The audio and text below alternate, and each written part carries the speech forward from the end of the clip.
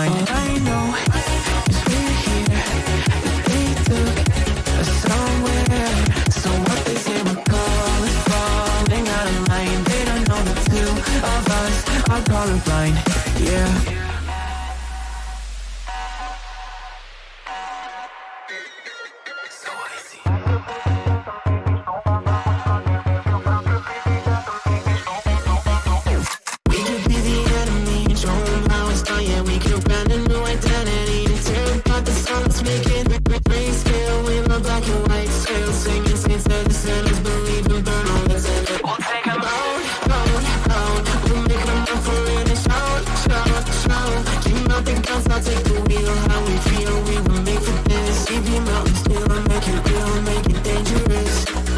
Colorblind for all my life, and they kept painting rainbows. I'm colorblind, it's black and white. It seems it will remain. And you've been colorblind for all your life, too scared to even say so. We're colorblind, it's black and white. It seems it will remain so.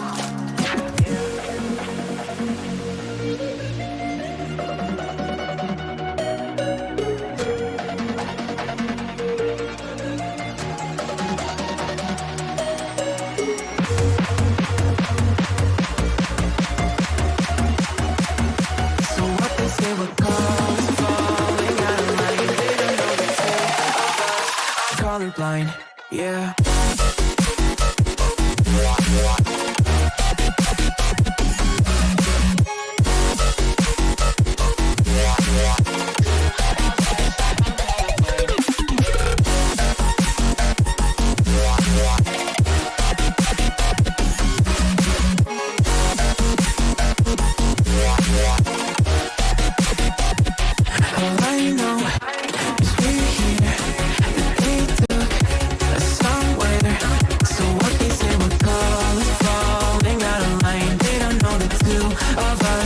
Colorblind, I know, 'cause we're here, that they took us somewhere.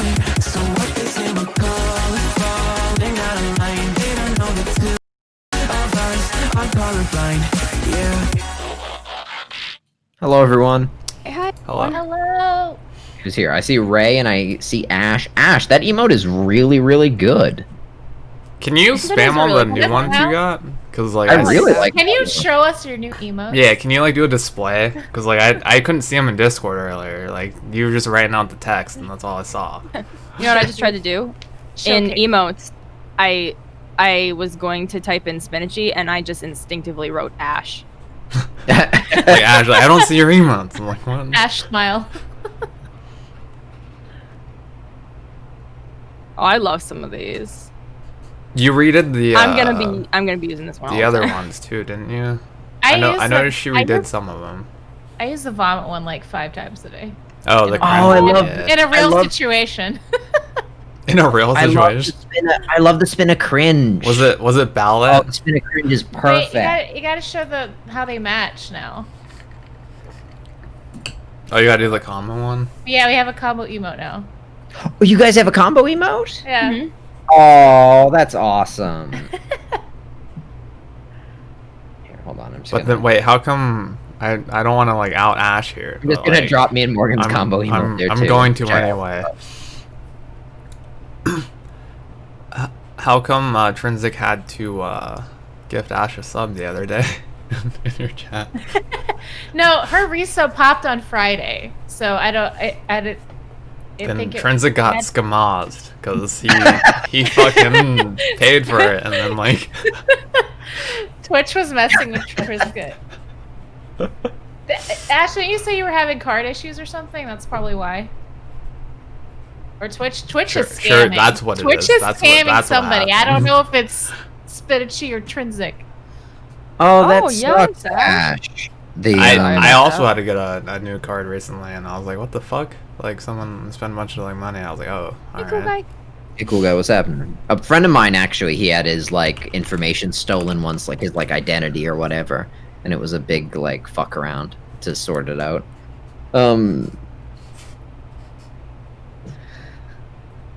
Doing good, cool guy. How are you? It's a good to see you. mystery. I heard about the war that happened in your chat earlier. I guess it wasn't really a war. It was more like a sub-war. Karen told me, she was like, oh, a lot of wild shit's going on. I was like, oh.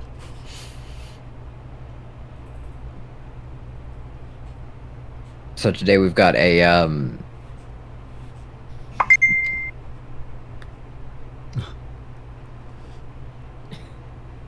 Yeah, so today, what? as you can see, we have no guests, but yeah, we've got a traditional episode of SBH today where we have a bunch of news to talk about. I was a bit when I got up this morning, I was like a bit like not nervous, but I was like, kind of wondering what we would have to talk about because like yeah, nothing 'cause left. there hasn't been like a whole bunch of. I think today It's a was fandom. Gamescom, wasn't it?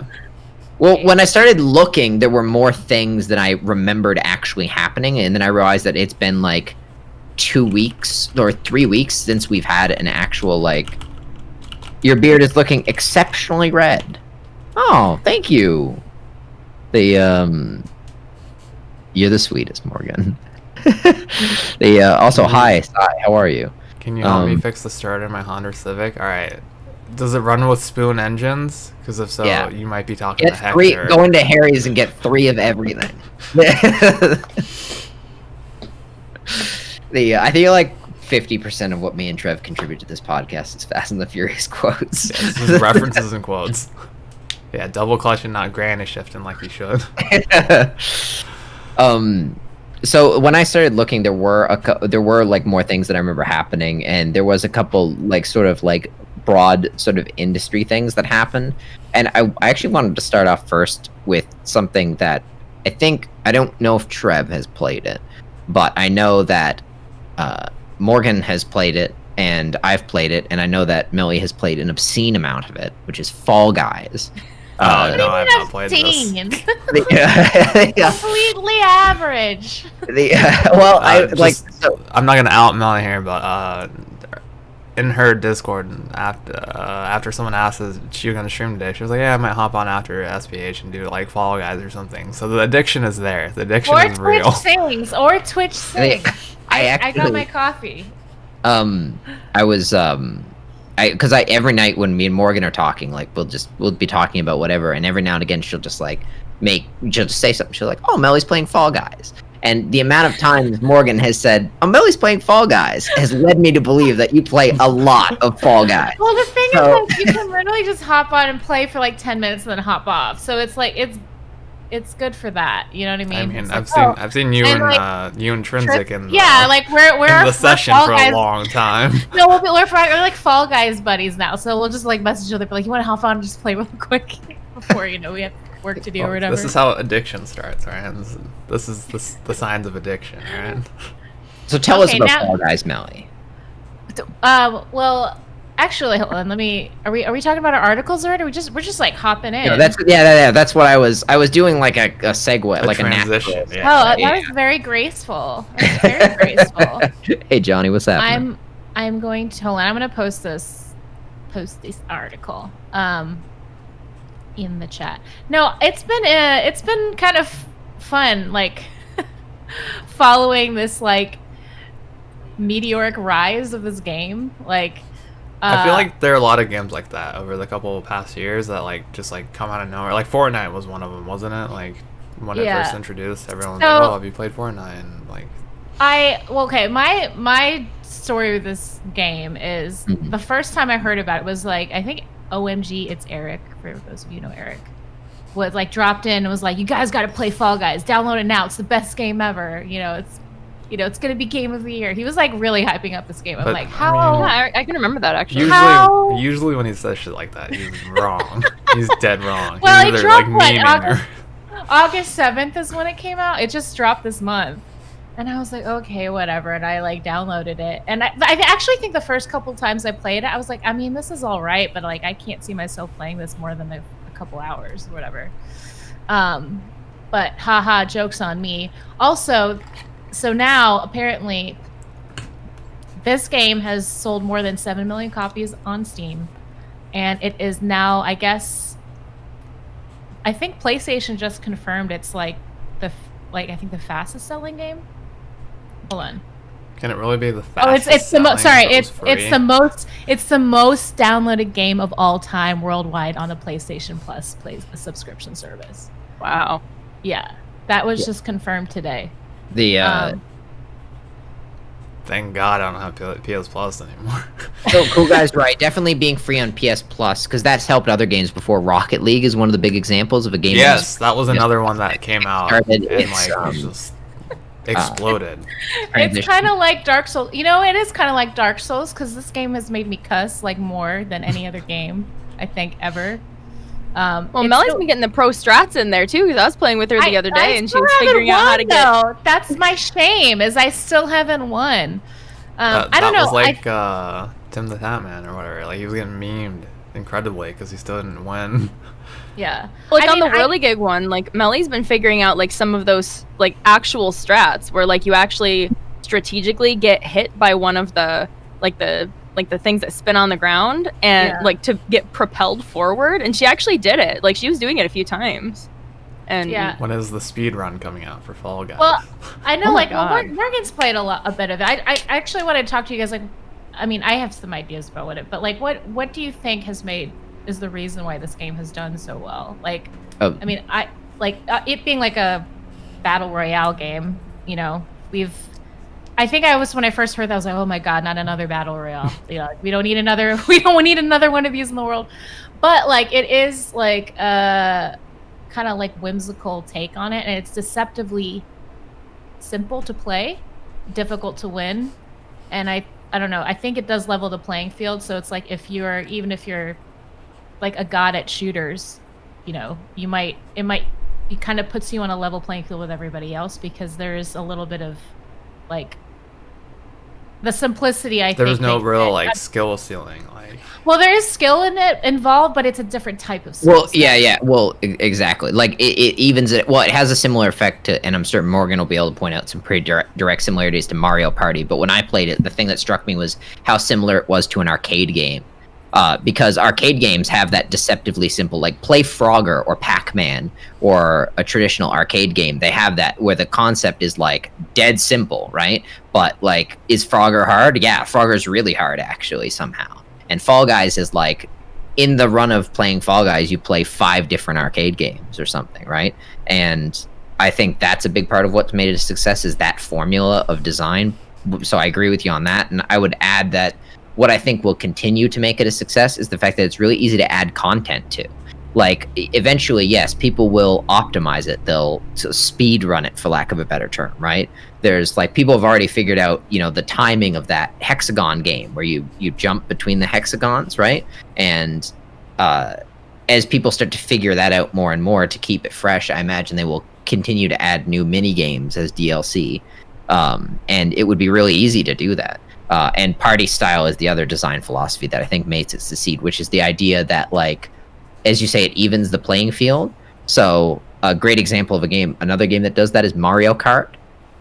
In Mario Kart, you know, there's a certain randomness, right? You could be behind in Mario Kart, but you hit, you know, one of those boxes, right? yeah, and if you start blue shelling people, then you're Yeah. no longer going to be the behind. RNG. the RNG, so this RNG That is takes also how you lose friends. Sure. So even if people you're blue shells. not a super skilled Mario Kart player, you can do well in Mario Kart, which is a reward structure which keeps people playing. Same premise behind poker, for instance. You could be a terrible poker player and you could win a hand of poker against the best poker player in the world because of the randomness in the game. And that randomness, that positive reinforcement will Well, keep you to an back extent, because I feel like with poker, like obviously there's like the ability to like count cards and like you know enough about. But like that's in a certain scenario where it's like Yes, it's exactly. this game, this situation. Yeah, no, that's exactly true. Yeah. And when it comes to the style of the game, actually, I mean, because like there's a few, like what Rory and Melly were saying, like there's a few factors that make it like really easy to just want to get into, because it is like it's so simple. It's just they're jelly beans, you know, and you can dress them up and they have cute little faces, you know. It's as simple as that. Is that 'Cause I really think what a they lot are? of- Jelly beans? I They're didn't jelly know beans, that. yeah.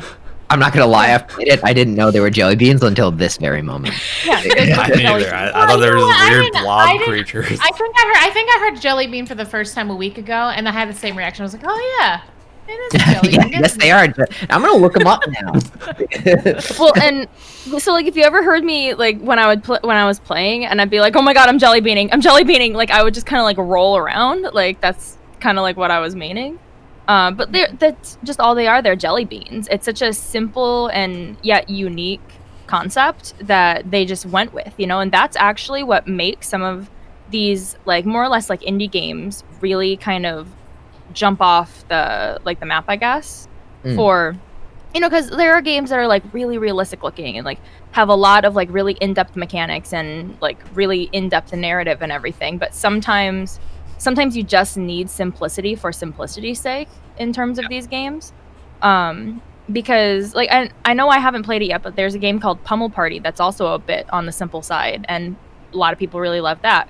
Animal Crossing is pretty simple. Stardew Valley is really simple, like super simple game mechanics and super simple art style, but people went absolutely nuts for it because sometimes it's almost like easier to comprehend at times, you know, without having to be like, you know, like, oh, it's this big game with like a whole bunch of like mechanics, you know, like, and I'm not saying that like Call of Duty Modern Warfare or what is it, Warzone is like really difficult to get the hang of, but it can be overwhelming when you first start because it's like, okay, button for map, a button to like, I don't know about like strafing, but like a button to strafe, like a button to scope, a button to crouch, a button to I think there's a button like to heal, to aim down sight, a button to get in front of some or behind something to or to like hide behind cover, and then another button to jump over it. It can be a bit overwhelming versus it's just like, hey, there's a party game. You're a jelly bean, and you can dress up like a wolf or a bird, and like you can do different colors, and you just try to get from here to here. You know, like it's super easy. And I think it was really smart of them to first, because they don't do a whole lot of games that have just come out, because it just released. And it being like the first time that it was ever free was basically on release day for PlayStation Plus. And I think that really helped them, because like both Melly and I, like we can say we downloaded it for PlayStation Plus and then liked it so much that we just went and bought it on PC also, because we want to be able to play with other people on PC. Yeah. But I think it really also helps for like the people who are really craving that kind of thing, because for me, I haven't had like a really good fun party game that I can play online in a really long time.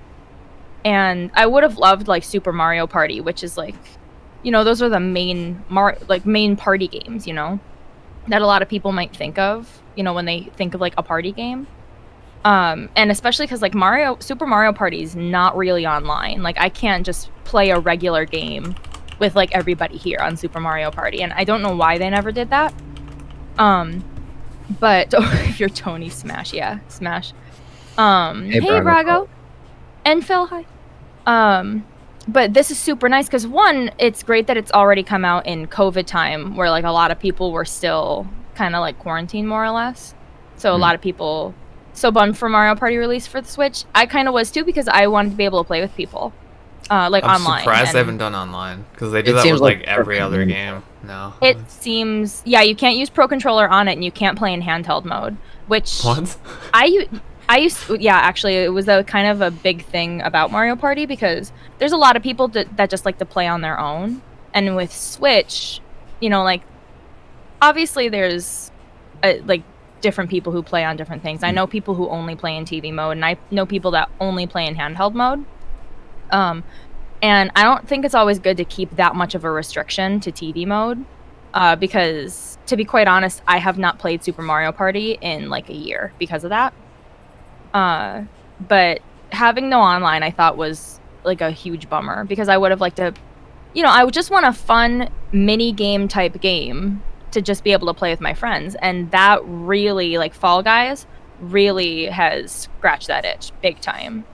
And I think that's why I feel like so at home with it, because I've been playing Mario Party since like the 90s. And so like, and I've been playing like 3D platformers also since the 90s. So like doing the jumps and stuff, like some of the things like with the platforms, just like jumping, or on the whirligig one where you have to jump over the bar, like I felt just like it's so easy for me, you know, because like there's a I think a mini game on Mario Party 1 that's actually jump roping, and you jump over like a it's basically a jump rope made out of fire, and it goes faster and faster and faster, and you just have to make sure you're timing it right. So I've just always been, like, I've been playing those games since I was a little kid, since the first one, so it just really came naturally to me. It seems like I should memory to just like. It seems like I should have more wins than that, but because there's also so many other people that are really, really good at it too. But I think it's awesome for anybody who grew up on Mario Party that wants to play with friends, because it really feels like that's what Mario Party should be. Well, and it's just not Mario characters, you know, and you don't like play on a board. It's just minigame after minigame instead. But I kind of hope that like maybe some other game developers will kind of look into this kind of stuff, because I like those kinds of games. Like, it's fun to play like Borderlands or Call of Duty or Overwatch where you have like a certain objective, but it's nice to just do like 2 to 3 minute little mini games and just play like that too, where everything's just fun and good, you know?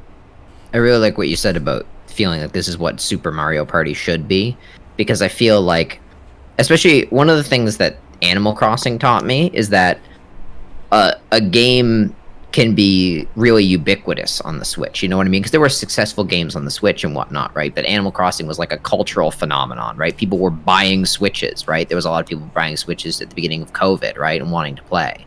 And I feel that... Yeah, you don't have to tell me that.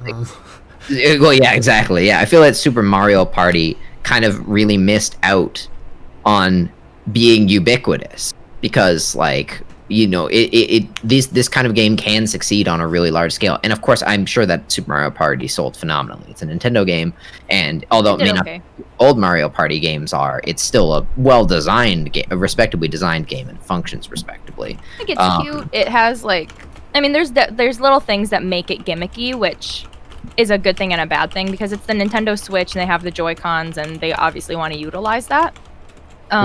So it can be cute, you know, like I know that there's like little parts where you hold your Joy-Con up, and if you do it like the right way, you can actually high five with like the other characters if they're on your team. Yeah. Like, and it's cute and it's sweet and everything, but at the same time, I don't know, it's almost not as fun, because you want to be able to play with your friends, you know? Yeah, that's in hindsight, it's not like they thought that COVID was going to come out, because I think this game came out in like 2018. So it's not like they ever saw that coming, but sure, yeah.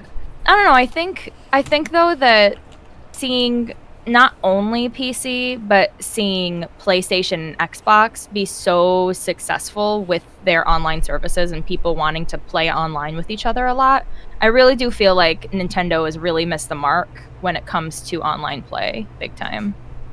Oh, I agree, absolutely. But I think they also missed the mark as far as like what a success a party game could be. You know, like if they had just opened it up to online, it could be that Mario Party would have had, even with the way it is, and I know it's considered disappointing relative to other Mario Party games, but even with the way it is, I feel like just being a party game that's like fun, it could have done a lot better just by being online.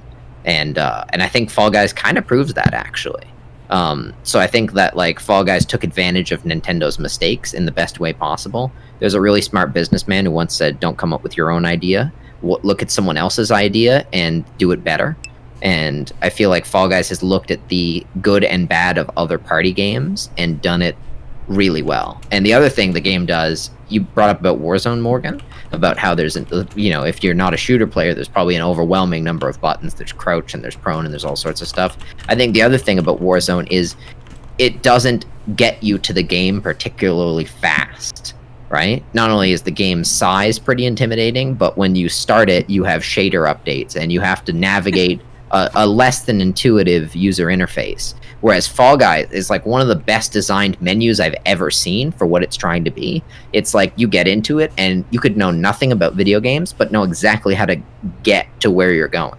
Just be like, play. It's like first apart option. from like maybe one slow day, like maybe I think they're having server issues. Like the wait times are really not that bad at all. It's pretty quick. Exactly. Yeah, there were some server issues at the beginning, regrettably, but And also, Fall Guys is also published by Devolver Digital, which is a company that, a sea of publish. We've had some negative things to say about publishers and and certain developers recently on this podcast. I mean, we've been very critical, I would say, about Ubisoft for a number of reasons, probably, but one in particular recently. And I think that in time where we feel the way we do about publishers, having a publisher like Devolver Digital that has a positive reception among consumers is a good thing, and I'm happy. That's who did Fall Guys, right? Devolver. Yeah, Devolver published Fall Guys and a whole bunch of other stuff. Shadow Warrior, they're very gameplay focused. Devolver Digital is actually one of my favorite publishers. Well, wait a minute. Yeah, Rob, hi. Sorry. I thought I forgot that I have my chat on this monitor instead of the other one. Devolver Digital is actually one of my favorite publishers. They do all sorts of interesting games. Hotline Miami. I've been streaming a lot of Hotline Miami lately, and they. Oh, is that one of them? Yeah. I mean, they have a lot of different games. Like there's Shadow Warriors. They're also doing Weird West, which like I actually am kind of excited about it too. But Rory's really excited. There's this game called Carrion. If any of you guys have heard of that one, that's really different and if I can say a little bit disgusting, but like in a good way for the game, because you're basically this giant, like freaky monster that has teeth all over the place, and you use like different kinds of physics to like get over to certain like enemies to eat them and everything. They also did Enter the Gungeon. Yeah, we were just talking about it earlier. My friend Pedro. Heave Ho is actually one that I played at PAX. Thank you, cool guy. That's actually pretty funny. Heave Ho is basically, and it's another kind of simple looking game. If you guys look up Heave Ho, it's a face. A face and arms, and you have different buttons to hold things or to grab onto things, basically with like your hands. I think it was like R2 and L2 basically, and then you would move the arms around with the control sticks.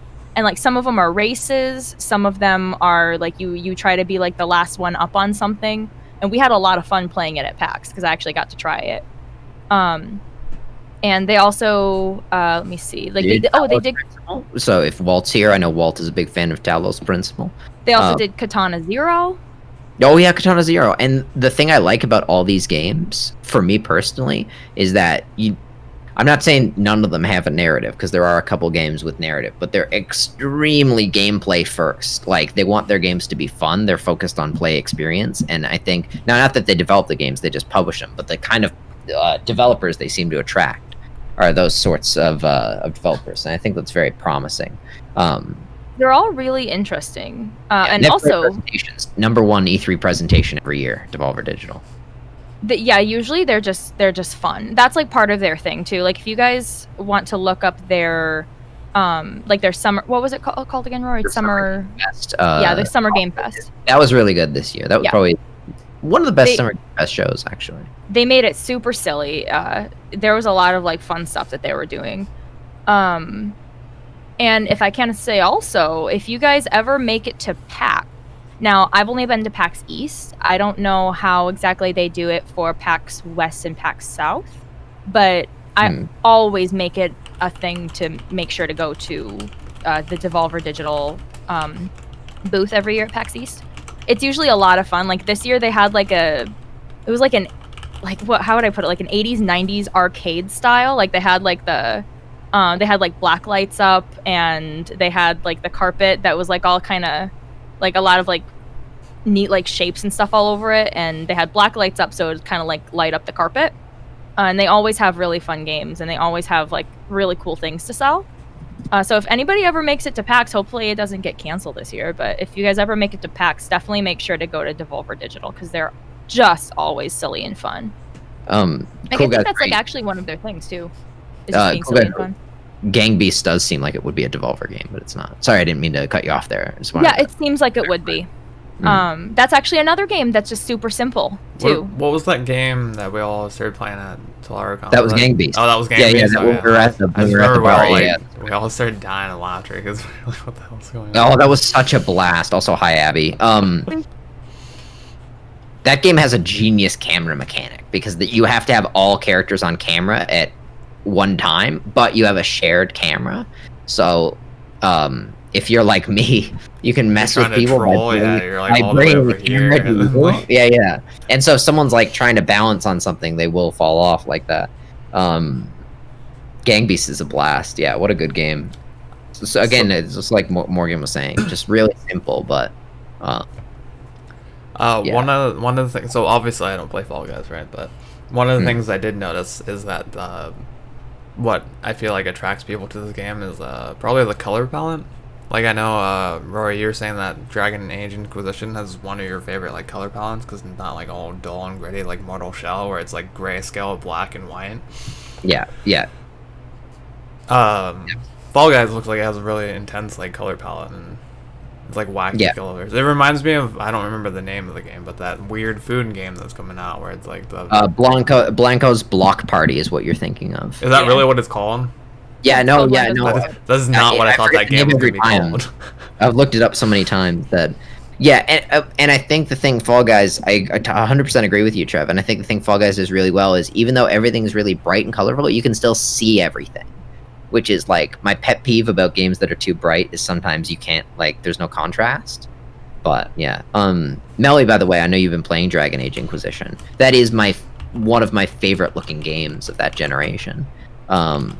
How have you been enjoying it, and do you like the art style as much as I do? Oh yeah, I've been really surprised. I don't think I was prepared for how, I guess expansive is the best word. That game. There's a lot you can do in that game. I mean, I think it had been compared to Witcher to me before, and so like I mean, obviously a lot of open world RPGs get compared to Witcher. Do you have the edition that comes with like all of it, or is it just the base game you have? I think I just have the base game. Okay. But it does have it has the multiplayer. Yeah, it has a bunch of DLC to it too. Oh my goodness, there's DLC. I mean, I already there is, yeah. I feel like this game is massive. Like I feel like you could easily sink 300 hours into it or something. When I played it, I didn't even do all the DLC because like it was such a grind. It was so much higher level than I was, and I was like, why am I dying here? And then like someone was like, oh, this is DLC. I was like, so I shouldn't be here is what you're saying. I love how rich the lore is. It's like, I don't know. There's just so much. It's not overwhelming. I feel like they kind of like, even though it's like the third game in the series, and I'm like dropping into it, like, you know, kind of blind. Like I feel like they do a really good job of just kind of immersing you and you kind of figuring out, okay, these are the this is what's going on socially, these are like, this is the politics, this is like you know, I don't know, I think it's fascinating, and I obviously love like the choice elements in it. I think that's I can see why I know people that have replayed it. I can see obviously the appeal of that, and then there's enough variety in it, and it where you could, you know, you could go quest, you could just focus on building relationships, you could, you know, I don't know, it's just, there's so much to do. And then on top of that, I get a lot of like Lord of the Rings vibes from it, which I'm really enjoying. Just yes, that's something I also noticed too. Was like, this is very Lord of the Ring-esque. Yes, in the best possible way. So fun too, because I'm loving it. You can like create like your own character, like down to like what kind of like just how they look, how they act, and then you can also interact with certain characters that you want to be better friends with, or like that you want to romance also.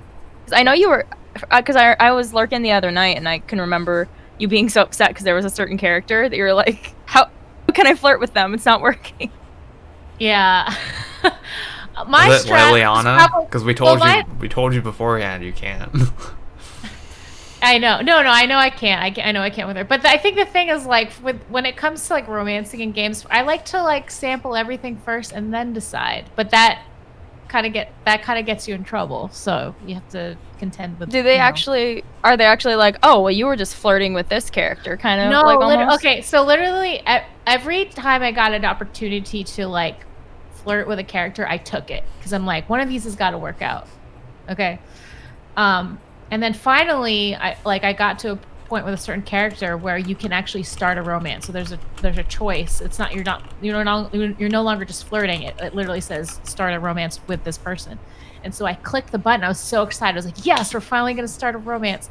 And as soon as I started it, the character was like, I've been hearing rumors of you and another character.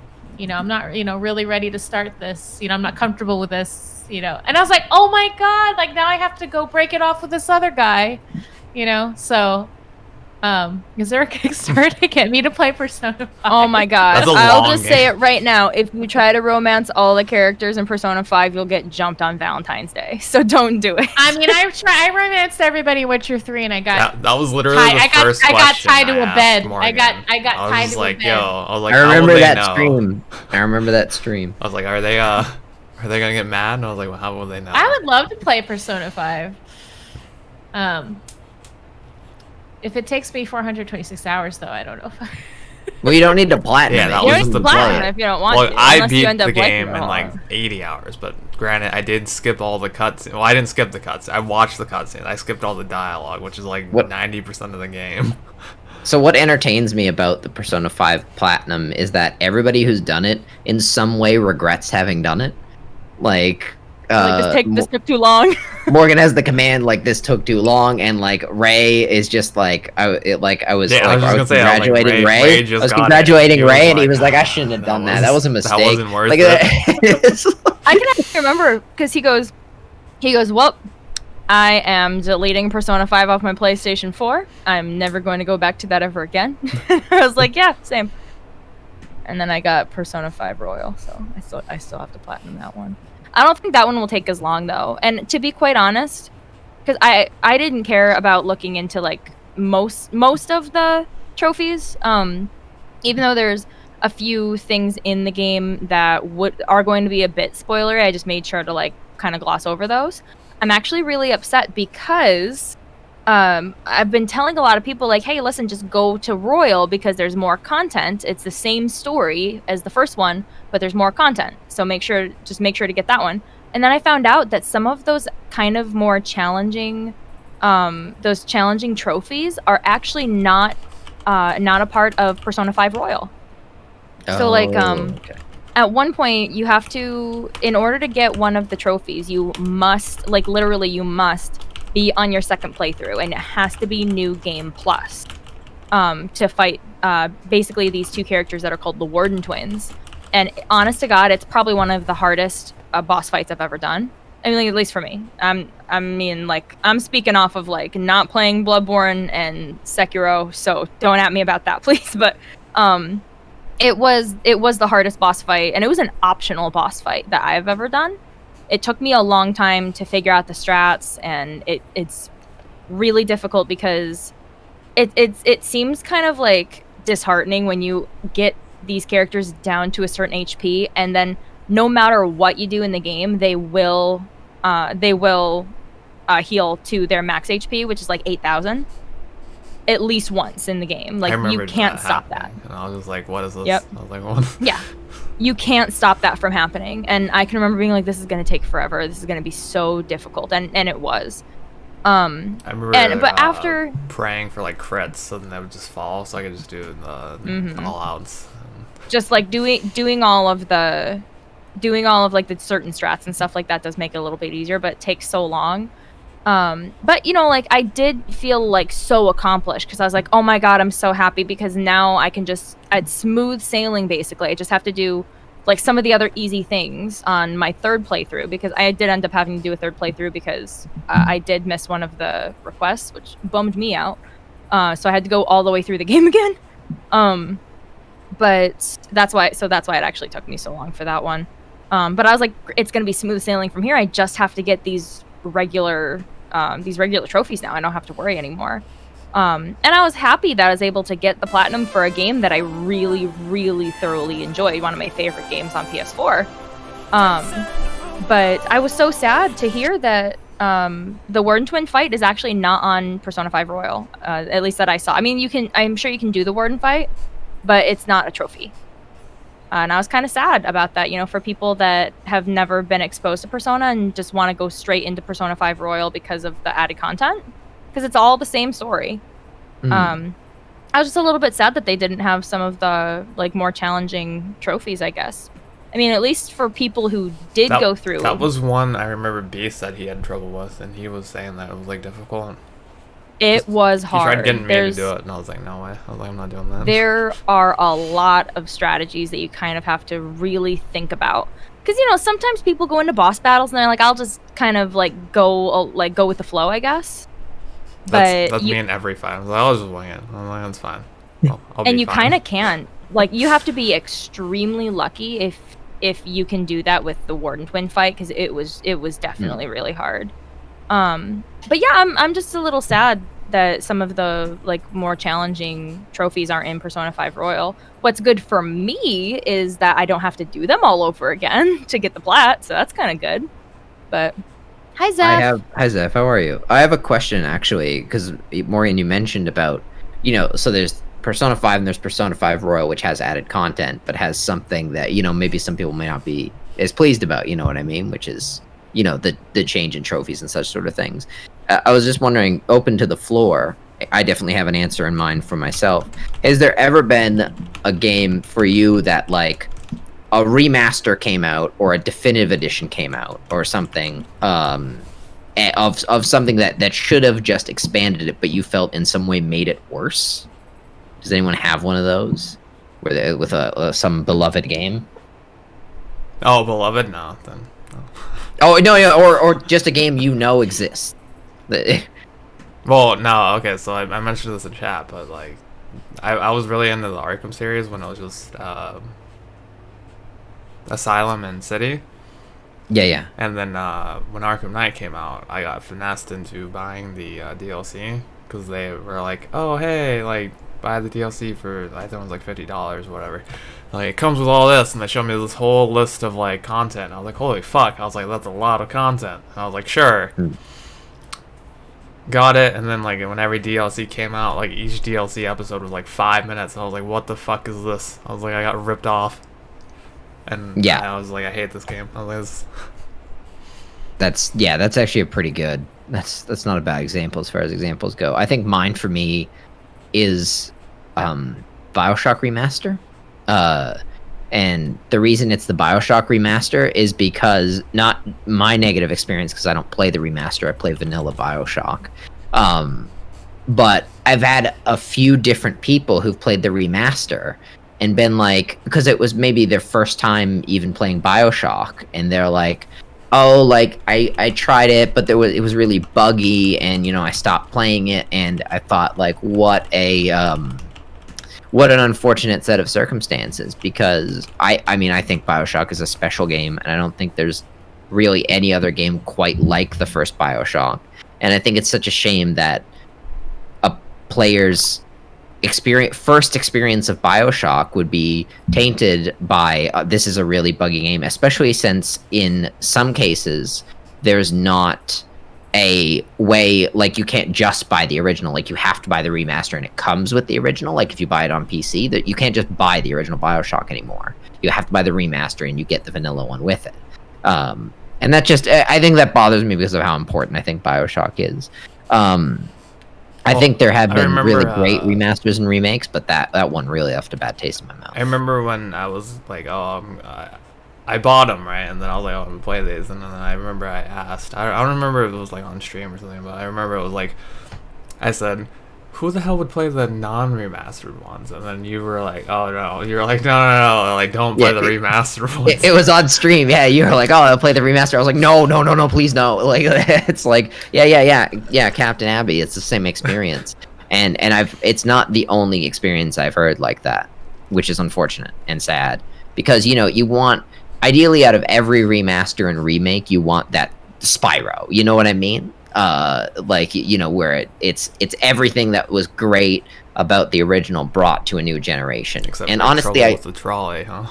Yeah, exactly. And they probably should have taken that out. And so that's what you want, right? Because especially if it's a game you love and you want new people to experience it. Like, there's some, like, you know, if they remastered Metal Gear Solid 1, for instance. Oh, actually, that's another good example.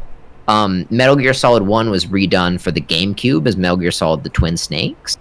And I'm not saying Twin Snakes is bad, but they changed the cinematic, and it may have its own charm, but it took away some of the original charm of the game for me. So much so that when they did in like a later game when you can have the original face of Solid Snake, even though they had the higher resolution one for the GameCube, they used the lower res model from the PS1 because like that is like the true version of Metal Gear Solid. Even though it looked way worse, they were like, this is Solid Snake, not that Twin Snakes thing. Sure, if I've ever had an instance where I was really excited for a remaster of a beloved game and then it really let me down.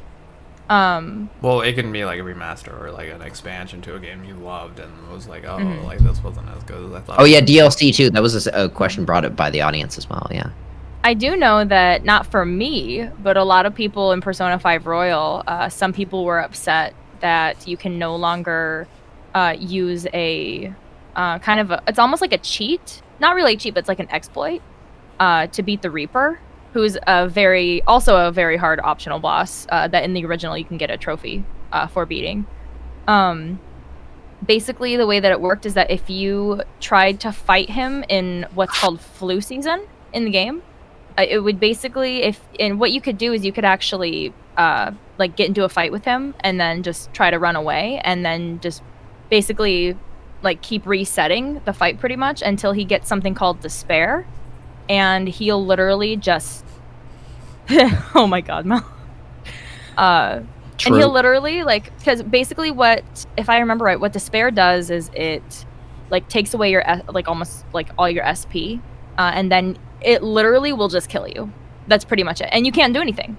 Like one time I got so angry playing Persona 5 like the first time through, I can remember all 4 of, because you can cure it if you have like a certain character with a certain move, but all 4 of RNG hates me, I swear to God, because all 4 of my party members got despair, and there's literally nothing I could do. I couldn't do anything. I couldn't cure it because all of them were under despair, and I went back like 45 minutes to my last save because of that bad RNG.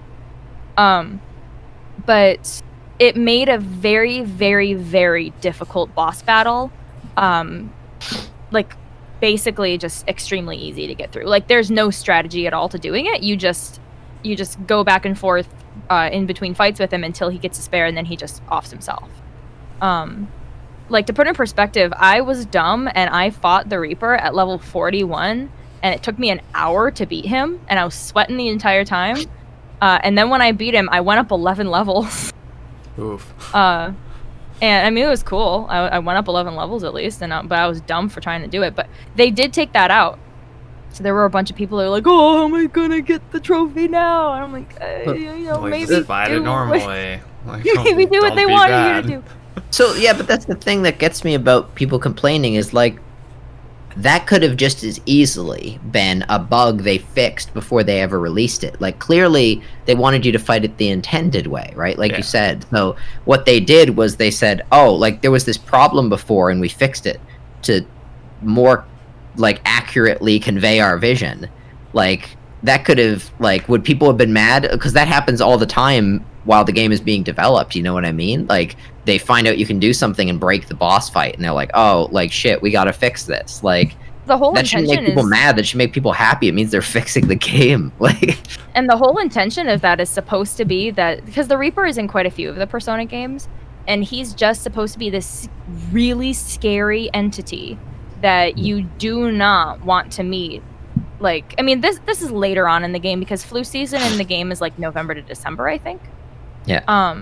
But the whole point about the Reaper is that you don't want to just go up and challenge him. Like, unless you want the challenge. But, like, the moment you hear the chains, like, moving around, like, you're like, okay, I gotta get out of here because the Reaper's gonna come up and get me. He's supposed to be... I never once heard those change. And I remember once I spent a lot of time in Mentos, and I was like, is this guy ever coming? Like, I don't... It does take a while. I was actually surprised when it came to Persona 5, because I was expecting him to just, like... I would always hurry from floor to floor, because I was like, oh my god, I gotta be careful of the Reaper. But I think for me, when I actually was like, okay, I'm platinuming this, so I need to find the Reaper right now. And it did actually took me like 10, maybe even 15 minutes of just driving around to try to find this guy. And then I started hearing the chains. But yeah, go ahead. I'm sorry. Sorry, no, you go. Sorry, I didn't mean to interrupt you. But that's just what I was meaning. It's just that he's supposed to be a very scary force, you know? So I'm sure it was just unintentional. He's an optional fight, so it should be like the kind of like one of the end game like final fights. So it's like it shouldn't be super easy. It shouldn't be able to be like, oh. That's actually one of the things that I love about JRPGs pretty often is that because it's the same thing. Somebody said something about Tales. I think it was Brago. Yeah, Brago said about Tales of Zestiria. Yeah. Now I would love to try to platinum Tales of Zestiria, but that one actually has a lot going on with it. You have to either like beat it on like super hella hard mode or something like that, or you have to play through it like 10 times. That's exaggerating. It's probably more like 4 or 5. You actually have to play through the game multiple times like DMC. in order DMC, you yeah, in order to get the plat. And it's not just like with Persona. It's like you have to at least play a second time on New Game Plus because that's the only time that the Warden Twin fight will even show up. Hi, Lonnie. Hi, Lonnie. Good night. But yeah, like with Tales of Zestiria, for example, like that's one of the things. Chaos mode or do 400 each difficulty unlock after some fights. Yeah, it's wildly insane. I do love Tales of Zestiria. I still actually have to finish the DLC. I never have actually finished. But when it comes to JRPGs, that's actually one of the things that I really like about JRPGs is that most of the time they actually have optional bosses somewhere around somewhere on the field. Where like maybe later on when you go back to a certain area after you've leveled up a whole lot, those optional enemies actually seem really easy because like you're probably meant to wait to fight some of these enemies, you know? But some of them are really hard and they do that pretty often in JRPGs. I don't know, it kind of gives like more of like a difficulty boost, I guess, or like you get kind of a challenge out of like I have to beat all of these like these glowing enemies that are on the field because I know that those are the special ones. I can remember actually playing Tales of Zestiria and I'm always the type that most of the time I will fight all of them, like all of the enemies that are just on the field. I'll just do that. And I can remember like walking up to this one and I was like, what the heck is this like level 30 something thing doing in here when right now I should only be level 12? And I don't remember if I actually beat it at that point. I don't remember if I did or not. But that's supposed to be like the whole point of them is that when you beat them, they give you maybe like a special item or they give you more EXP. And that's what I like about optional bosses a lot. Like it's like a risk reward thing. It's like, oh, you can't attempt to fight this, but if you're successful, you get like a really good item. But like if not, then you're gonna die. And you don't have to. And I definitely think that it was just an oversight for like in terms of the Reaper fight. Because you definitely can't do that with the Warden twins. They don't have any of those like special status effects that they'll get. Like during a heat wave on the game, you can some enemies will like be burned, or I think during pollen season maybe they'll be like sleepy or something. I can't remember exactly, but I kind of lost my train of thought. 1 second. So. Like I just think that it was just a complete oversight on Atlus's part, just because they probably were intending to make this a very difficult fight that you don't just want to like just make it extremely easy for you to beat without some kind of strategy or some kind of leveling up. It sounds like it's almost certainly true. I will say Brago Daryl is because he works at Atlus. He worked on Vanilla Persona. Who did? Swagnarok is Swagnarok. Yeah. Oh, right on. Yeah. So next time you see him, we should ask him. That's why Karen calls him Atlas guy. Yeah. So there's Brago brought up a really good point that I wanted to mention, because even though I did say that like I never have any problem with a developer redoing something or fixing a bug that makes the game more like what they intended it to be, because that stuff happens all the time in development, I will say Brago brought up a good point when he mentioned speedrunning, because there are examples of things that the developers didn't intend in games that end up being a better way of doing it, like that the game ends up being elevated for it. The boss fight isn't an example because it made the boss fight worse fundamentally by making it exploitable. But a great example, you can find a great example in Tekken. You can find a great example in Paladins. So in Paladins, they implemented something where your jump height, it wasn't enough to get over certain objects. So instead of just increasing the jump height, they did something kind of interesting, which is that you can jump higher if there's an object X units in front of you. And so what it led to was if you looked at a wall before jumping, you could jump higher. And it ended up, all these new strategies ended up coming out of it and like evolving the meta of the game because of it. So through a mistake, it ended up being this new element to Paladins that other games don't have. So there's this whole strategy called Z-bound thing. The Guardian Angel glitch that came up first.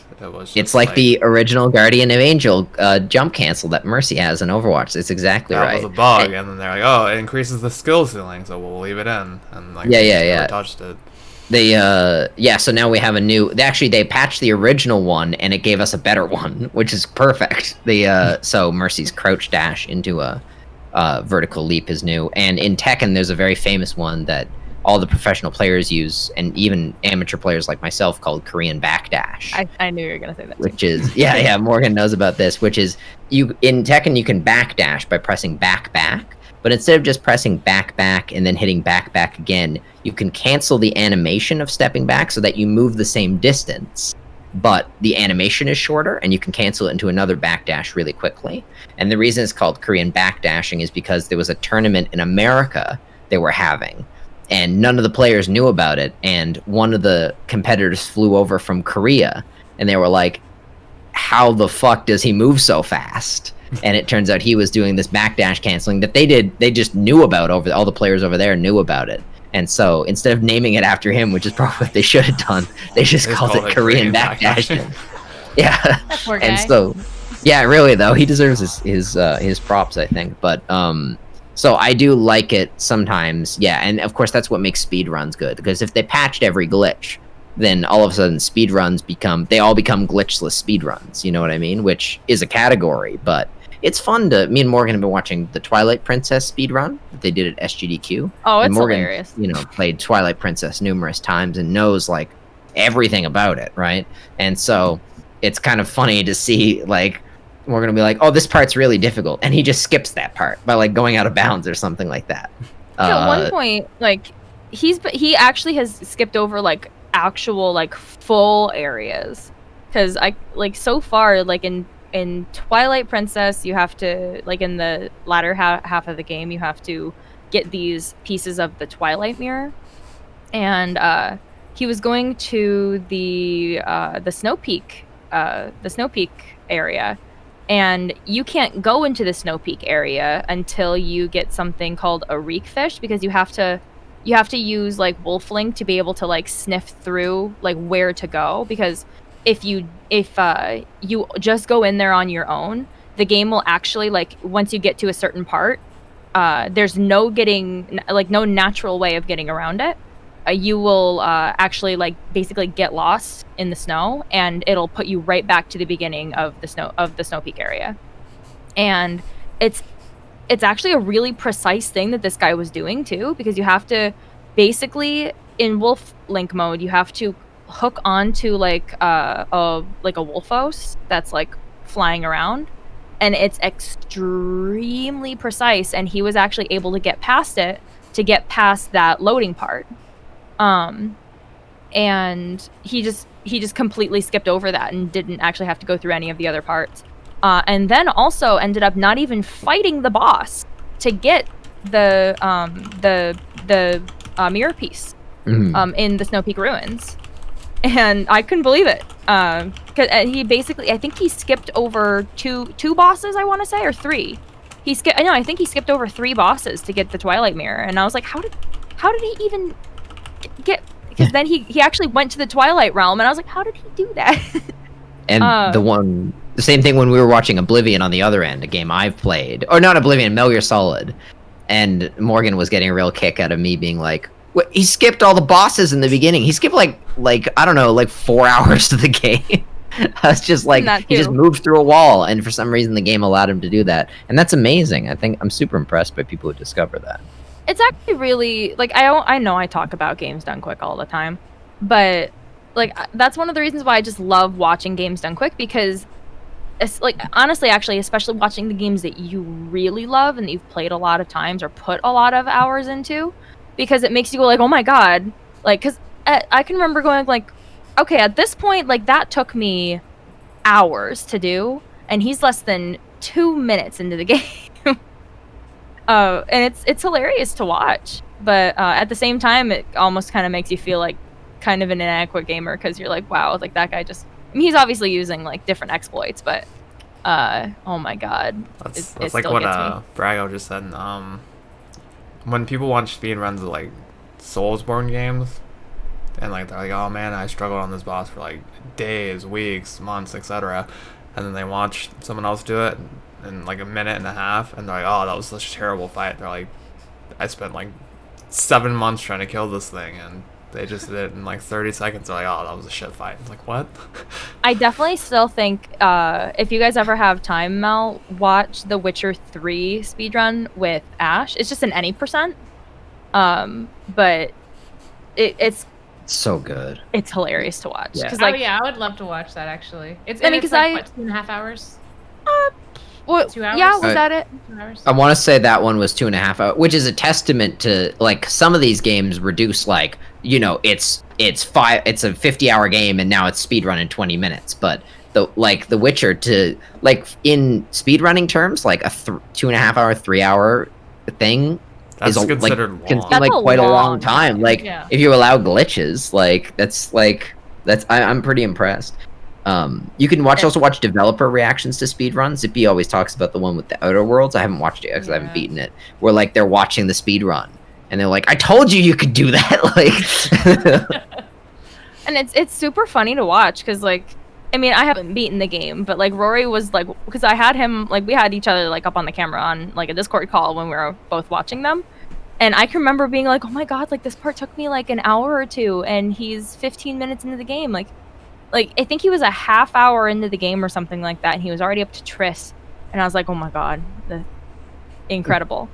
But it's hilarious to watch some of these. Some of them though, like, it's actually really interesting how long some of them can still take. I can remember last year, I think it was last year or the year before, I watched a speed run of Legend of Zelda Skyward Sword, and I don't think that one was a glitch run, if I remember right. So like, between glitchless and glitch runs, like if you see something called an any percent, that basically means that anything goes as long as you finish the game. And I think this was a glitchless run. It might have been a glitched run also, but it still took 7 hours to beat for that one, for Skyward Sword. And then I think, Twilight Princess is like 3 to 3.5 hours about. But some of them are really hilarious to watch, especially just when you're so versed in the game and you know, like for me, like I know some of them backwards and forwards, and just watching people completely, like this guy skipped over 3 bosses. I mean, he definitely skipped over more than that actually, but he skipped over 3 whole ass bosses. And then it makes you think, because I was like, okay, so if he skipped over these bosses, how was he able to get into the Twilight Realm? Because you have to have those, you do actually have to have the, like, all pieces of the mirror to be able to do it in the first place. But he beat one of the last bosses that you go to in terms of like before you are able to like actually go into the Twilight Realm. And I was like, okay, so it must be that the way that it works is that as long as you get to a certain boss and get to like the last place to get like something that you have to get, the game will just automatically think, okay, so since you beat this thing, you must have all the other pieces already. So it just kind of it basically kind of like filled in the gaps on its own. It's hilarious. I do want to ask a question that was asked by. I almost forgot. I'm sorry. Brago actually just brought it up. I haven't watched it yet because I haven't beaten the game, but they also did a speedrun for Final Fantasy VII Remake. So, like, Brago was right. That was at SGDQ. Me and Morgan wrote down all the ones we were gonna watch. I think we're only halfway through them now, actually, because the SGDQ was on at like all hours of the night. And There's also a Last of can't Us stay one. up super late. So I think there's actually, honestly, like, Mel, a few that you and Ash would really enjoy watching together. Would be probably The Witcher, Final Fantasy, and Last of Us. Oh, absolutely. Oh yeah, Last the of Us Final one is Fantasy. great too. It's a Final Fantasy VII remake. Isn't that still like 6 hours or something like that? I don't know. It was a long I'm not one. sure yeah. how long yeah, it was. which actually. is. I mean, I don't know how you. I can actually like, look. One second. How long you? Oh, he just said it was like almost 5 hours. So on Yeah. hard. Ash, so somewhere in that point flex there that's happening in the chat right now. It's That not is a, it's not a huge point flex. 'cause the Interesting questions question, are which was relatively cheap. how has video games impacted you all during COVID? Do you feel lucky having a hobby you can do from home? I'll kick this one off. Say yes to the second part of the question. Do you feel lucky to have a hobby you can do from home? I would say that like one of the big things for me has been, obviously me and Morgan are apart during COVID. What with the being in different countries, we're separated by a national border, and one of the things that we've always done socially is played games with each other, and that's been really nice, to spend time together in the ways we can. And also, I know it's not gaming as such, but things like SGDQ and events surrounding gaming are a big part of that too. So I'd say that's one major reason, one major way games have helped me. But I think as streamers, we all have a luxury in a way, because we have an outlet for expression during COVID through games, and a way of connecting with new people through games. Like, maybe when I play Hotline Miami, I get a new person who loves Hotline Miami or something. And so we're continuing to form new connections through gaming, even though it's COVID. And I think that very few people are as fortunate as that in times like this. So that would be my answer to the question. Honestly, it hasn't really changed much for me, because like before COVID I was doing the same shit that, like after COVID. Yeah. I think the only thing that changed for me really was just that I stream more, and like I ended up buying a Switch. Like, if you had told me pre-COVID that I was gonna get a Switch, I'd be like, no, the fuck I'm not. Let's not brush over that. That's a big deal. Pretty big change. No, That is a yeah. Yeah, I feel like we're underselling you getting a Switch. And I'd say has a Switch. I mean, obviously you want to buy games for your Switch to like add value to your purpose. Literally, like the first day I bought, or when I got the Switch, I had like 8 games on my like wish list on Amazon. I was like, all right, I'm playing through all these. Like, is there a game now that you have a Switch? Is there a game that maybe you wouldn't have tried before that you're like, fuck, maybe I'll try that? Like, honestly, maybe like, what is it? Either like Xenoblade or like one of those like more Nintendo-y feel games. Because like obviously the games I used to play on PS4 and like PC were not really like Nintendo-esque games. Like of course I've played Pokemon and stuff like that, but like those are more like childhood games. But yeah, I feel like the ones that are more like Nintendo centered, and so like I don't think I would have ever tried to play something like Mario in the Origami Kingdom before having a Switch, and then I saw like Mom play it. I was like, oh shit, this game looks cool. And I remember watching Tiff play through Super Mario Odyssey, and I was like, I would never play through this. And then like that's on the wish list too. And there are a bunch of games actually. I think the ones that only like include and are focused around Nintendo characters.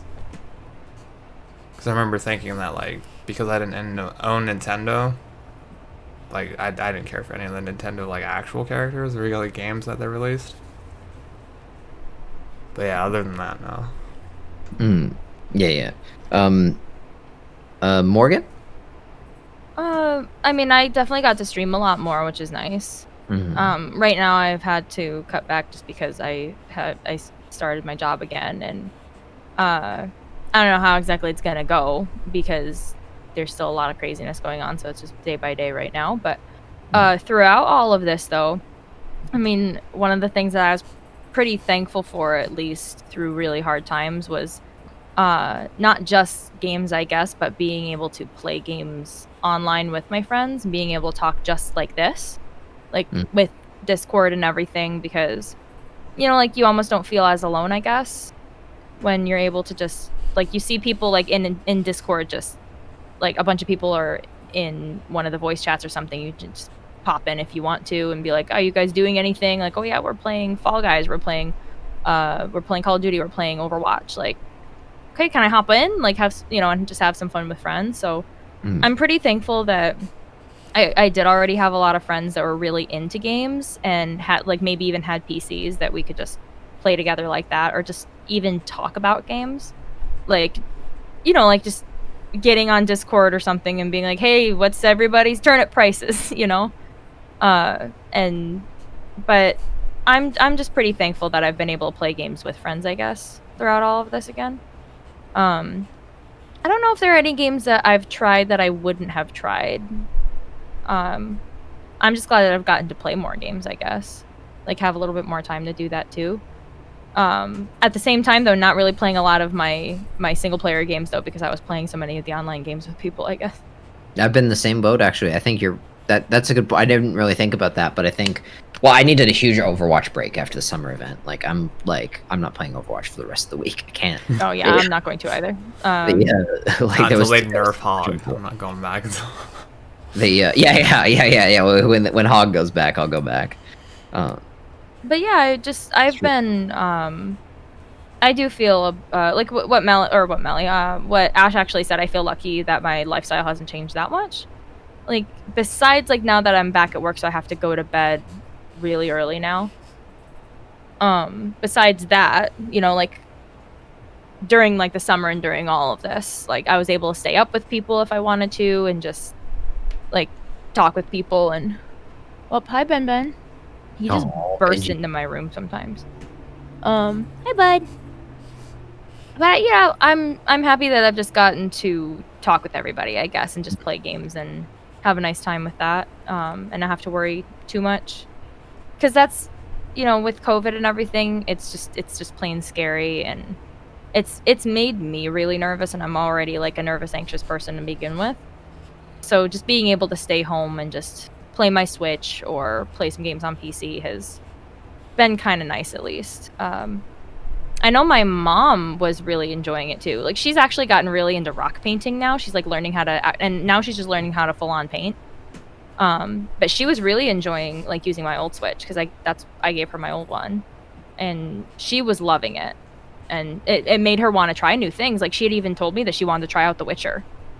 And it's nice that we have been able to get through hard times and, like, with this kind of hobby, because even though, like, there's a lot of games that we play on our own, like, in terms of single player games like Ghost of Tsushima or Spider-Man or The Last of Us or whatever, where you want to have a lot of your attention on that game, for one, it's nice being able to stream them. And, like, I had a great time watching Melly, like, going through the Last of Us Part 2 with Mel. Like, I really enjoyed a lot of that, because it was like we were playing it, like, just sitting on the couch next to each other, you know?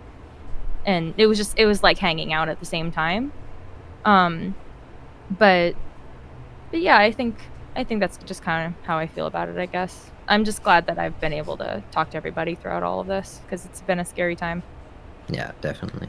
Melly, how has COVID changed how you play games in any way, or the kind of games you play? I think the first thing is the schedule thing. Oh boy. 4 a.m.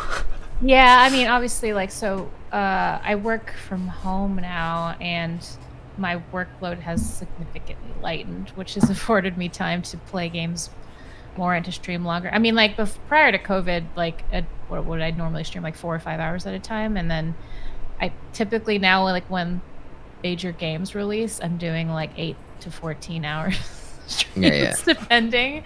Like, you know, so it's definitely impacted, like, time-wise. And, you know, I shifted to doing, like, the graveyard shift of of gaming. So You're one of the true variety graveyard shift streamers. yeah, now. it's different. It's a different vibe. But We've met new people through it though too, which is That's really true. awesome. That's and absolutely which true. also like to speak to the social aspect which you mentioned, Rory. Like I think it's kind of helped me not lose my sanity. I think being able to actually hang out and be social and continue friendships and make new friends, and throughout a time where I know like a lot of people aren't able to have that same experience. So between Twitch and I playing feel like games we're online. biased though, because like all of our friendships started from this platform. So like just the fact that we're able to delve into it more, I think just like is a testament to like strengthening and continuing and like making new ones, because we've already done this. We're used to Yeah, we're used to exactly. the We're used to concept, like- making friendships and People who weren't doing this kind of stuff beforehand are like more, I feel, socially awkward when it comes to like interactions like this, and then it's not as like easy for them as it was for us.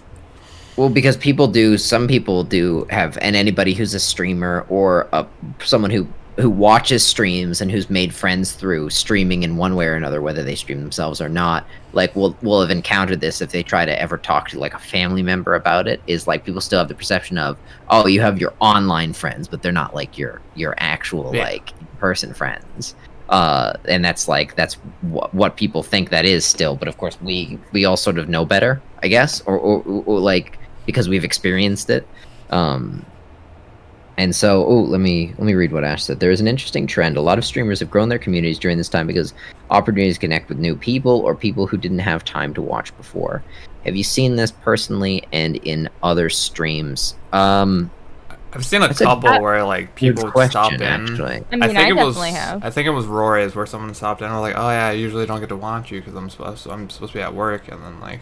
Oh, that's Trev. You're right. Yeah, I didn't even think about it. So Ash, one of the things now that I do, I have moved my Thursday streams to earlier in the day, and that has opened up my streams to UK viewers who are in our community, like people like Mark, for instance, who's like in the community. I've known about the existence of Mark for some time, and he's known about the existence of me for some time, but our schedules never coincided. But now he like pops by the stream more often because, well, he can, right? Because it's UK time is more reasonable. So that's like probably a small example, Ash, but that's like one way I've noticed is my UK viewers have been showing up more often. I'm gonna use Karen as an example. I was actually gonna say Karen too. Karen came in because she came in with a mop raid, which I normally, mop's on like Australian time, so normally I would not be streaming the same time as somebody in Australia. Not pre right, Australia. right.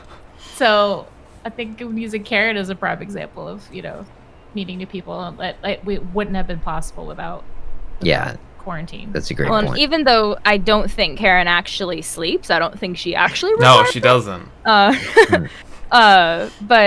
because like she'll be streaming like at certain times of the day, and like now like she's met all of us, and she like we've gotten raids and stuff from her. Like after her streams, she'll come in and just hang out with people, or she'll just plain hang out with people, just because she's like she likes all of us, a lot now, because she's like, I can't believe I didn't really get to meet you guys all that much. But if it really weren't for COVID, and that's like the unfortunate part, is like nobody wants a pandemic to happen, but it's nice when, even though there are hard times and bad things happening, to find some kind of light in that. And yeah, like we found Karen through that, and I think that's super cool because she's an incredible viewer. Like she'll sit and talk, and like she'll welcome people in. Hi, Tony. Yeah, hey, Tony, what's happening? But yeah, I absolutely think that like Karen absolutely is one of them. Yeah. Shout out to East Ellis also, by the way.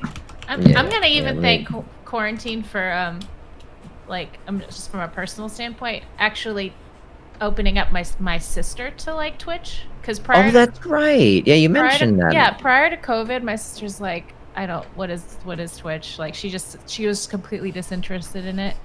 It also got her into gaming, didn't it, as well? No, I wouldn't say it got her into gaming. She wasn't the one that got Animal Crossing, or was that one of your friends that got Animal Crossing? No, she didn't get Animal Crossing. Okay. But like Oh, that might be what Because- Trev is thinking of. Yeah, You I know have someone a friend you who is knew not into gaming wanted who to buy a Switch. Yeah. was asking I- about Twitch and such. Yeah, I have a couple of friends that have bought Switches that were not Mhm. into gaming before. But like my sister now, like she went from pre-COVID, like being kind of anti-Twitch and not seeing the value of it, and then now she is like, she'll text me, she's like, "Yeah, I watched your stream last night." Or she's like, "I had nothing to watch, so I just fell asleep watching you," which is like for someone that just does not care about gaming at all, like that was crazy to see her make that 180. I like how you didn't say like she wasn't a fan of Twitch. You specifically said she was anti-Twitch. Like it was a hard stance that she had. Yeah, definitely anti. She wasn't pro Twitch. She was anti. She's out there protesting, you know. Well, No, I not think really. I think like this may be like a stretch, but like I think one of the things this has done as well. Oh, hi Lillian. One of the things it's done as well is like it's given me at least, and I'd be curious if you all had the same experience. It's given me more time to think about my stream because I'm not thinking about marking papers all the time. That's partially a COVID thing and partially a summer thing. And it's given me more time to think about ideas. Like I have a bunch of new ideas for my stream that maybe I wouldn't have had before. And you know, like I feel you know, like who that's knows, more you know. time restrictive, because like obviously doing like TA stuff and like being like a PhD candidate and all that is like, I'd assume very time consuming. So then like by the time like you're done with all that, you're just like, I just want to like shoot people on Overwatch or just like Yeah, exactly. and, Yeah, like, I don't now want to it's think of like- new ideas. yeah. yeah. Now you're like sitting there like, Like- oh man, I have all this time now. I was like, oh, what could we do? It's like, oh, we can do this or that or this, and then Yeah, and you come up with ideas that you never would have thought about at all before, just because you didn't have time. Like, who knows? Like, me and Trev might have never thought about our idea. Like, we've been doing the. I might as well plug this on SBH since it's we're talking about SBH. But like, we did a DMC4 video recently, like on the YouTube channel, and like, you know, who knows if we would have come up with the idea to keep doing these videos, you know, and and the stuff other like one, that. the Yu-Gi-Oh series that we Yeah, had. the Yu-Gi-Oh series, exactly. Yeah. Oh, shout out to Morgan for thank you, Morgan, for that's the playlist for the podcast. And if you click on the channel, you can find our DMC4 video, which is like, I personally am very proud of, you know, our DMC4 video because it's like. It's longer than I thought it was going to be because like we were just sitting around Every talking time about we've DMC4. It recorded ended up one of being these 27 minutes videos, long. like it feels like it's like 10-15 minutes, and then I'll go and like edit and then like do all the like video production on it, and then I'll just like send Rory DM and, like that video was 45 minutes long. yeah. The yeah, it's quite amusing. We're gonna be winding down roughly in the next 20 minutes, but there are a couple more news stories that I wanted to touch on, or I wanted people here to touch on. And in particular, I feel like we have a journalistic obligation to mention about the DC fandom event. Yes. I haven't gotten to watch, considering that me and Morgan watched some of it live. I haven't gotten to catch up on much of what was announced, but we did watch the Gotham Knights announcement. Well, Which first of all, is- too, we didn't know that it was like a day event. We thought Yeah. it was just like gonna be like a 2-hour thing. Yeah, I thought it and- was gonna be like a slot in like some other like like GQ or something, or like in like a event like a Gamescom or something, where it was like, oh, this. Yeah, I thought it was gonna be like a slotted for 2-hour this, and, thing, like a this is E3 slotted for press this, conference style. you know? Yeah, It but wasn't. no, it was like it It was was like the a whole damn day. marathon. Can we talk Yeah. about it was 22 million people watched this happen? That's That's insane. That's wild. So put that into perspective. That's like if that were a TV show, that would be a damn successful TV show. It'd be a record So like breaking. That's bigger than Game of Thrones. Yeah. the I think that's partly to do with the Batman name, and like, well, familiarity obviously with like the Bat family and like characters that everyone knows. Like, oh yeah, like it's Batman. He's great. yeah, I think that's part of it, and I think part of it is the like the timing of it too, because I feel like they came in right at like there's this lull that happens near the end of August in like game announcements and game releases and everything. Just like, you know, because what's happening is everybody's prepping for October, November, and everybody's Yeah. done with June and July, which is usually when a lot of game announcements are made. And it was like perfectly It's in that, slotted, like, I think, to take advantage of that. time space of like nothing really going on, and it's like, okay, this is the Yeah. perfect time to drop this. Exactly. Young people are about to go back to school, and they're, of course, I mean, well, young people are dreading school in the best of times. You know what I mean? Yeah, let and of alone course, in the obviously worst now of even times. more so. So, there's a certain amount of just wanting to digest some entertainment, and so okay, so did we all watch the Gotham Knights like gameplay and trailer and such? I saw the Suicide Squad trailer. Thought I've it not was seen that terrible. yet, actually. Didn't like it. Yeah, I actually haven't seen it, but okay, so there's a game coming out that's Suicide Squad. Yes. There's a it's- Rocksteady game. Okay, Suicide so Squad.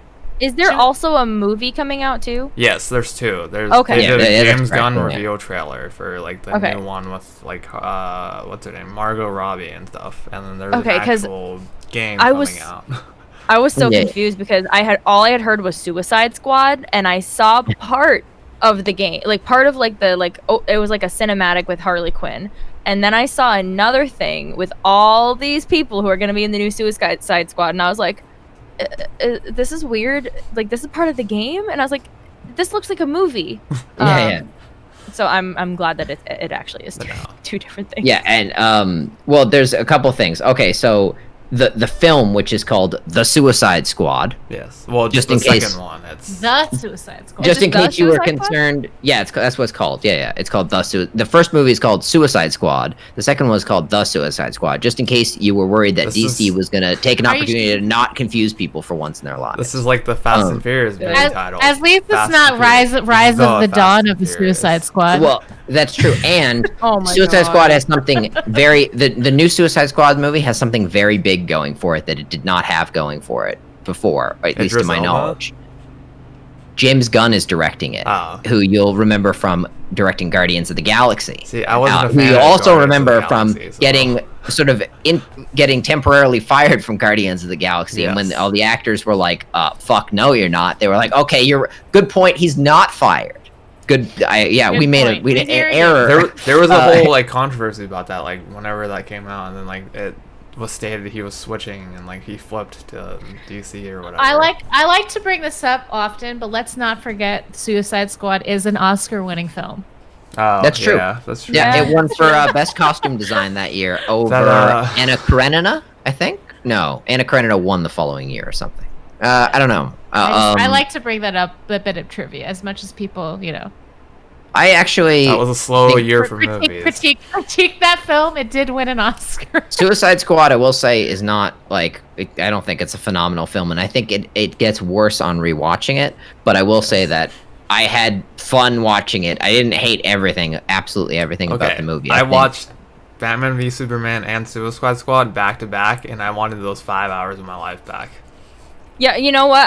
I can go on a rant for a really long time about how much I hated Lex Luthor from Batman vs Superman. that was awful, Rory yeah. can attest to it because I rant about it every time I can bring it up Mhm. because it is the worst depiction, at least for Yes. me, of Lex Luthor. Because Yeah, it's definitely the worst. I've Yeah. talked to Rory about it before because I think what they were trying to do was put, like, since it's Batman versus Superman, that they wanted like a mix of Joker and Lex Luthor, who are the more like like the nemesis The of main like of Batman and antagonist, Superman. that are in the public eye that people know Yeah. about. Yeah, yeah. And I think what they should have done instead was just make a completely new villain, if anything.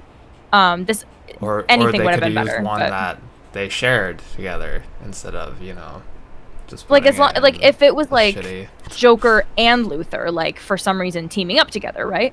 But if anything, I think they should have just made a brand new one that was both like clever and cunning, and then also like unpredictable. Like how the Joker is.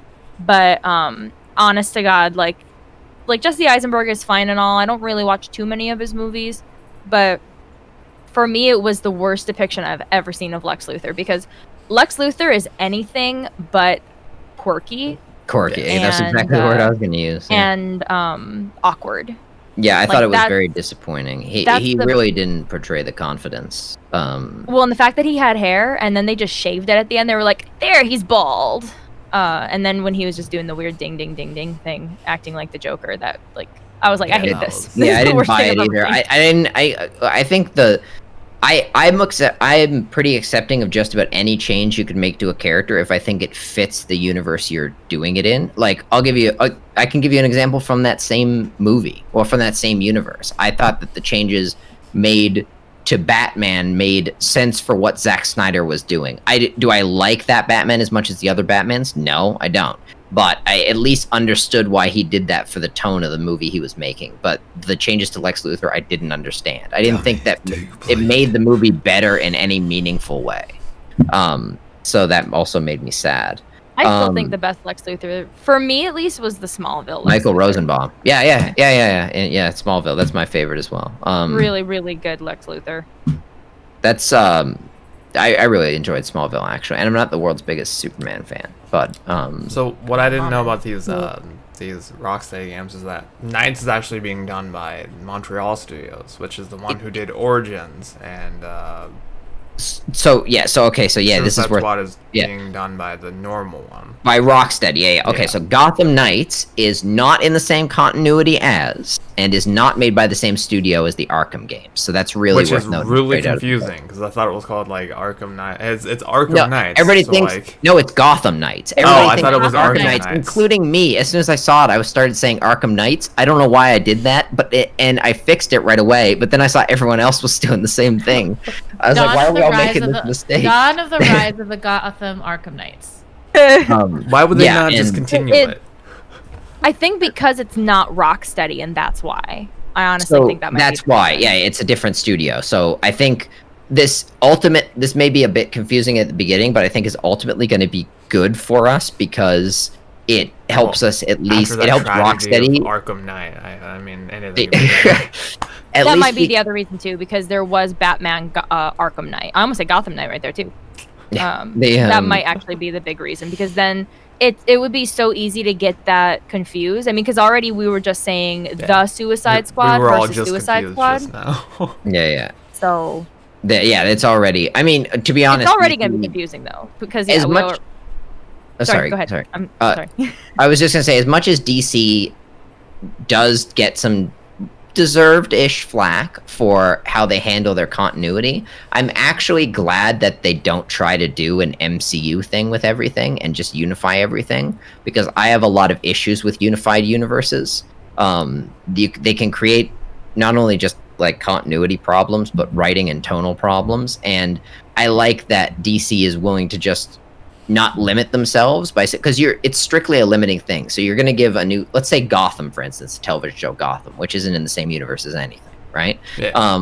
So if they were to tell the writers of Gotham at the beginning, hey, you have to make this line up with, this other thing, it's like, okay, you're boxed in, right, to this universe, right? You That could have to make limit it line so up many well. things. 'Cause, like, Yeah, exactly. Yeah. Gotham is like when Bruce is a kid, so like if you had to connect with the Nolan series, it's like, what the fuck? Like, if all these other villains were here, like, why didn't they show up in the Nolan That's series? exactly Yeah, right. It's like, what? Yeah. So that's why Gotham works on its own, but not necessarily as a part of a larger universe. So I like that part of it.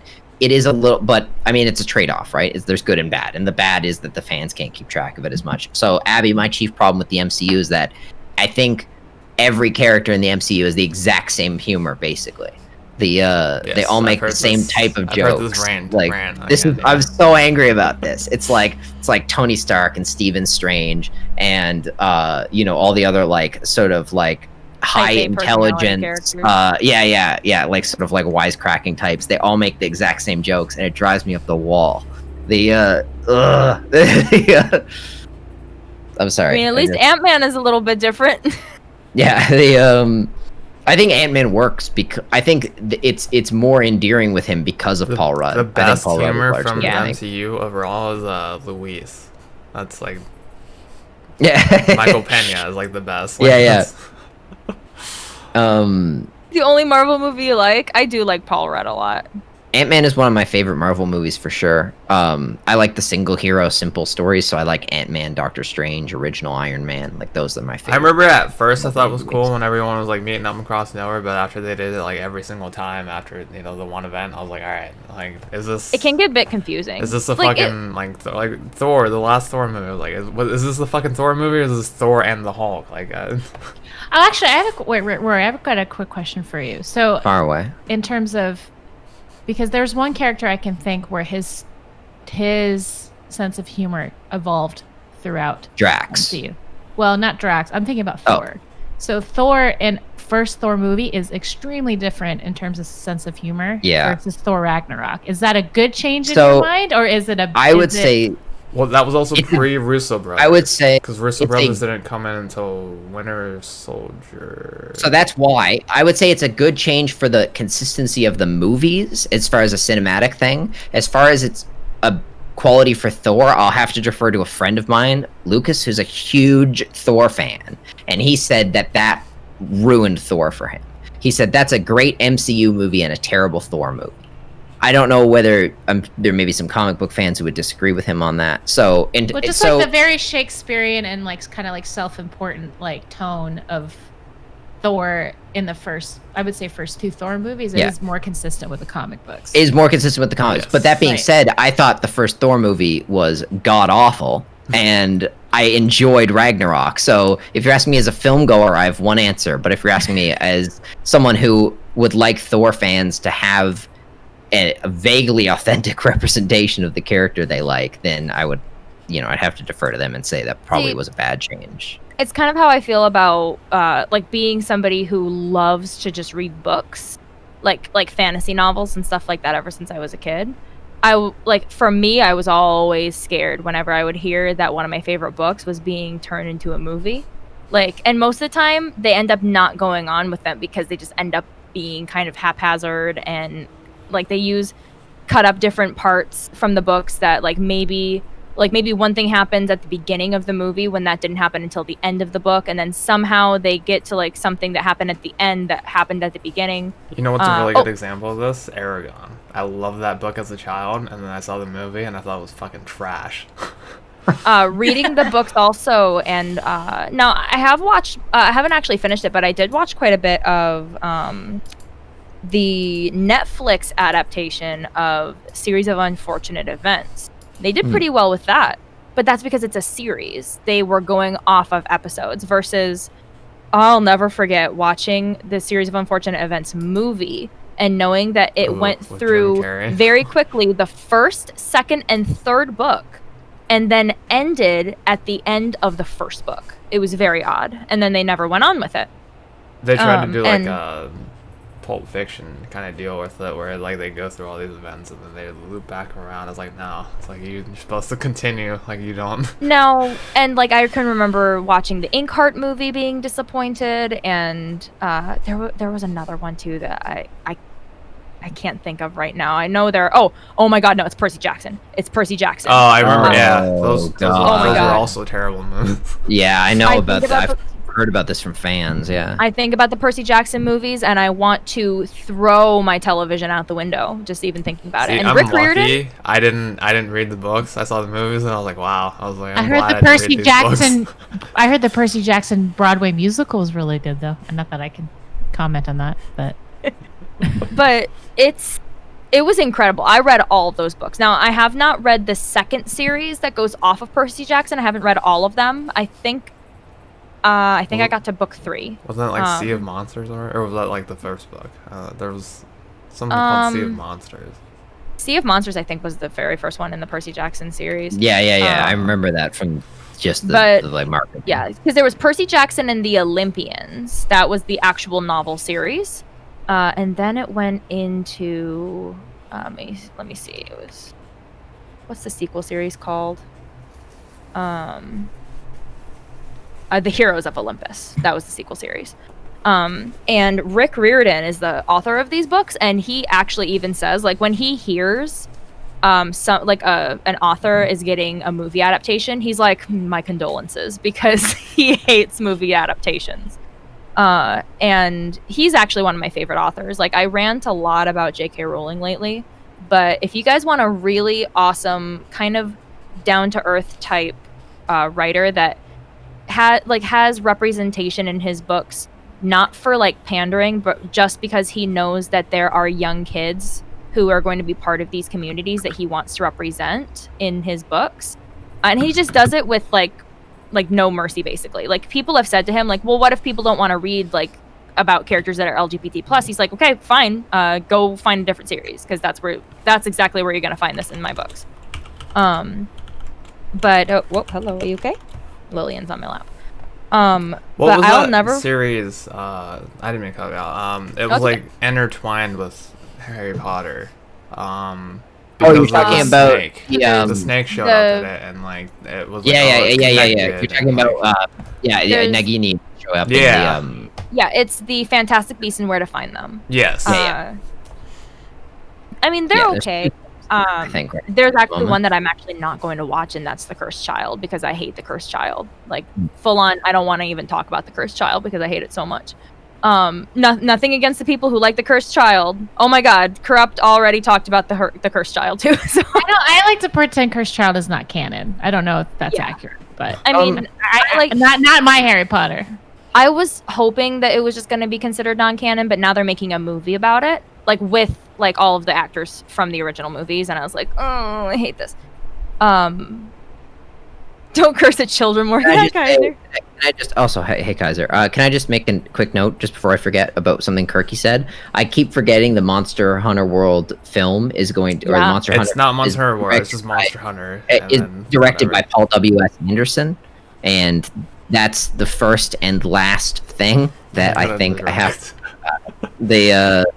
I feel Well, it's the same way. It's starring Mila Jovovich or whatever. All Paul W.S. Anderson Yeah. films star Mila Jovovich. They're married. Oh, are they? I didn't know that. Yeah. But yeah, when it came to, I can actually be like, this was one of the last times I can remember like actually being really excited for a movie that was based off of a book series that I really liked. And I can remember watching, like, I was so excited. We went to the theater and everything to go see Percy Jackson. And that one I think was the Sea of Monsters. I think was the very first one. I think. Yeah, if I think it remember was right. the first or second one. I know. Oh, no, it was the Lightning Thief.